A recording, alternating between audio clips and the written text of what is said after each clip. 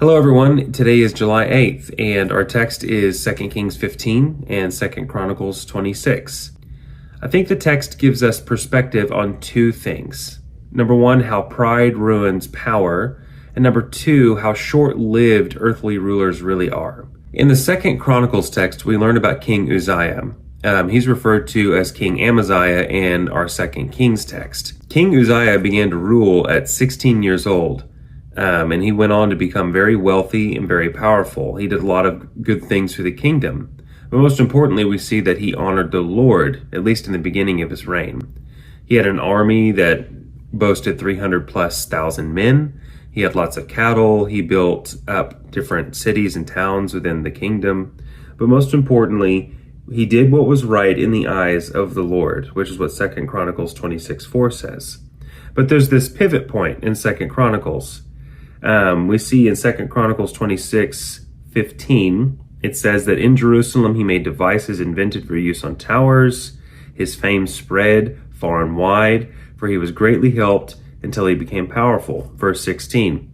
But after Uzziah became powerful, his pride led to his downfall. And we see this not only in this text, but all over the world today, and many other places in the scriptures. Proverbs 16 comes to mind. Pride goes before destruction. That was written long before King Uzziah came on the scene. And that's what we actually see happening to King Uzziah in his story.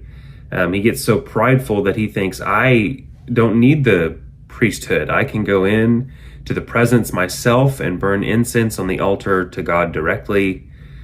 He was seeking a status and a position that he could not own.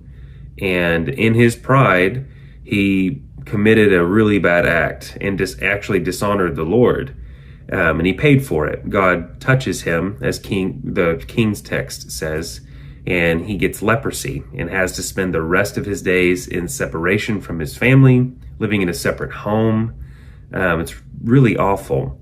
And what we see is that the proverb is coming true. Pride goes before the destruction. The second bit of perspective that we get from the text is just how short-lived earthly rulers really are.